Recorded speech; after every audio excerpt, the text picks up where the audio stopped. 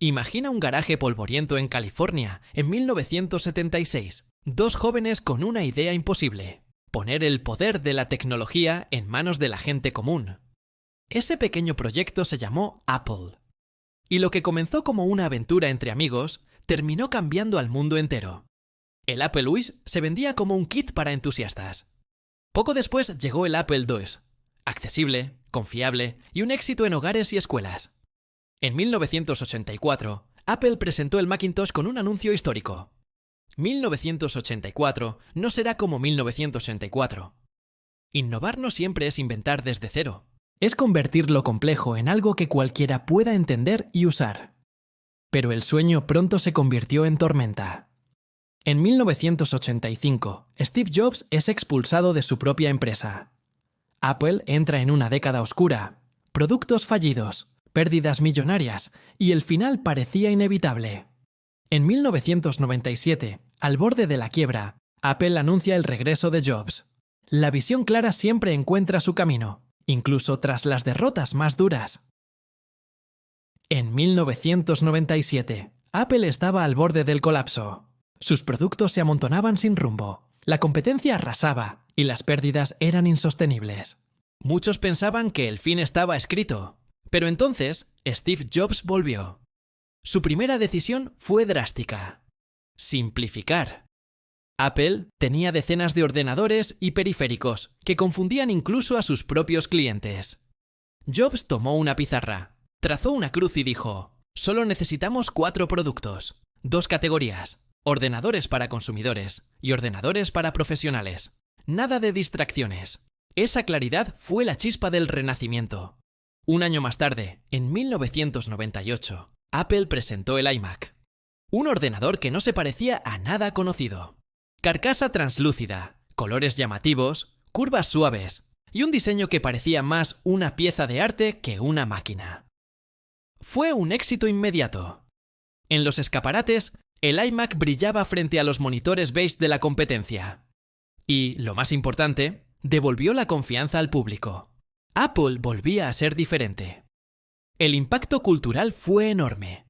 El iMac aparecía en series de televisión, en películas, en oficinas creativas. No era solo un ordenador, era una declaración.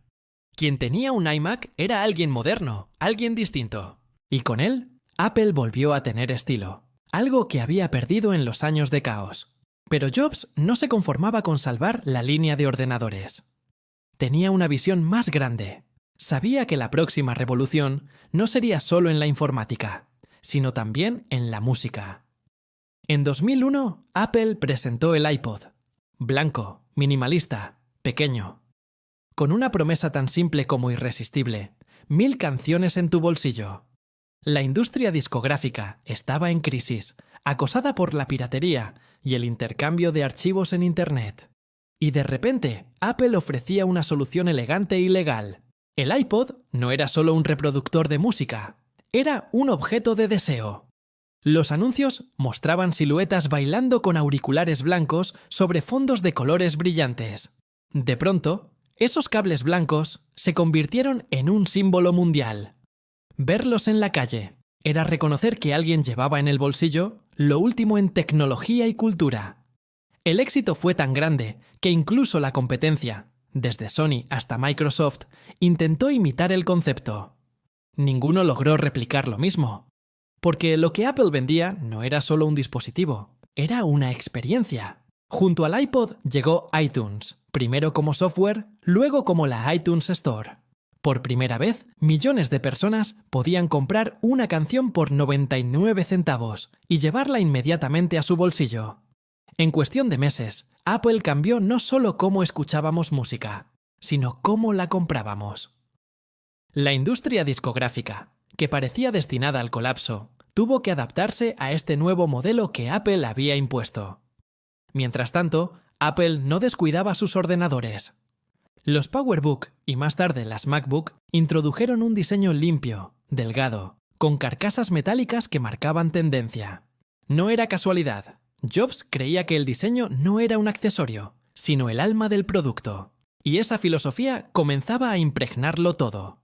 Para 2004, el cambio era evidente. Apple había pasado de la desesperación a la admiración.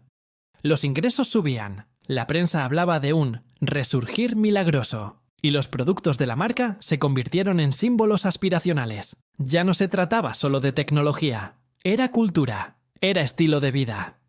Pero detrás del éxito había un patrón claro. Apple había aprendido a controlar no solo el hardware, sino también el software y el contenido, desde el ordenador, al reproductor, a la música. Jobs entendía que quien controlara el ecosistema completo tendría en sus manos el futuro. En 2006, Apple ya no era la empresa moribunda de los 90. Era una compañía vibrante, creativa y en pleno ascenso. Con el iMac, el iPod y la iTunes Store había redefinido dos industrias enteras: la informática personal y la música. El mundo miraba a Apple con admiración, pero nadie sospechaba lo que venía después. Porque todo aquello, el iMac, el iPod, iTunes, no era el destino final. Era solo el prólogo de la revolución más grande de todas, la llegada del iPhone. El 9 de enero de 2007, en San Francisco, Steve Jobs subió al escenario con su característico suéter negro de cuello alto.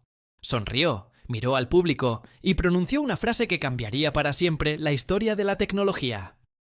Hoy Apple reinventa el teléfono. Y en esto, en sus manos tenía el iPhone. Un dispositivo que unía tres cosas en una sola: teléfono, reproductor de música e internet portátil. Pero no era solo eso. El iPhone eliminaba los teclados físicos, apostaba todo a una pantalla táctil y proponía una interacción completamente nueva. En ese momento, muchos dudaron. Algunos lo llamaron un juguete caro. Pero la realidad pronto se impuso. El iPhone no era un producto más, era el inicio de una nueva era. Un año después, en 2008, llegó la App Store.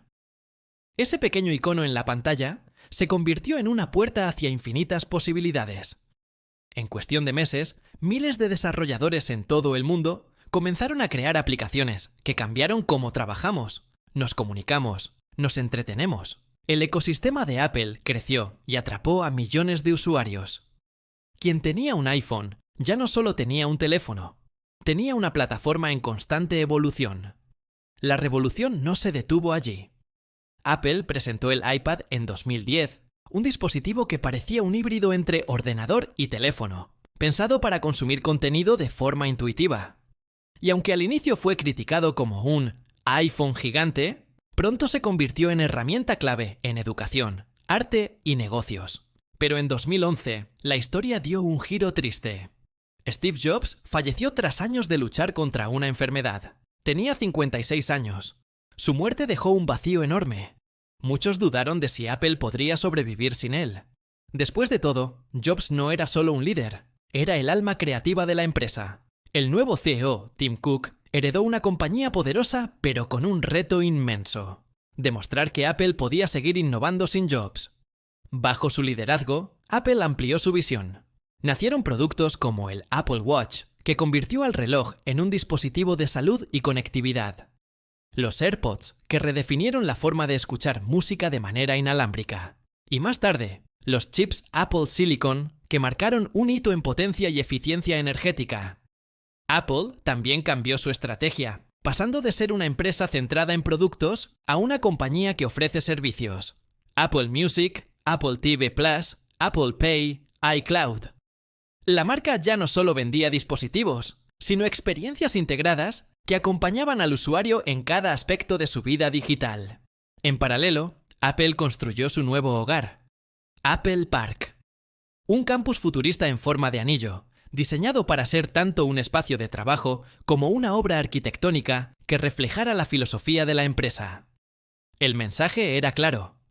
Apple no miraba al pasado, estaba construyendo el futuro. Los resultados fueron contundentes.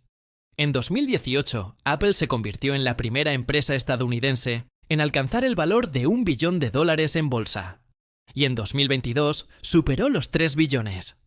Desde aquel garaje polvoriento, en los años 70, hasta convertirse en la compañía más valiosa del planeta. Hoy, Apple sigue liderando conversaciones sobre innovación. Sus pasos en realidad aumentada, inteligencia artificial y sostenibilidad marcan el camino de lo que está por venir. Nadie sabe cuál será el próximo gran salto. ¿Unas gafas que mezclen el mundo real y el digital? ¿Nuevos dispositivos que aún no imaginamos? Lo que sí está claro es que el legado de Apple va más allá de los productos. Su mayor aportación ha sido una filosofía, la de pensar diferente. La de creer que la tecnología no tiene por qué ser inaccesible, fría o complicada, sino algo humano, intuitivo y capaz de inspirar. Desde un garaje en Los Altos hasta dominar los mercados globales, la historia de Apple es la historia de cómo la visión, la persistencia y el diseño pueden transformar el mundo. Y, sobre todo, es una invitación a preguntarnos: ¿qué revolución estaremos presenciando mañana? Bueno, eso ha sido todo por hoy.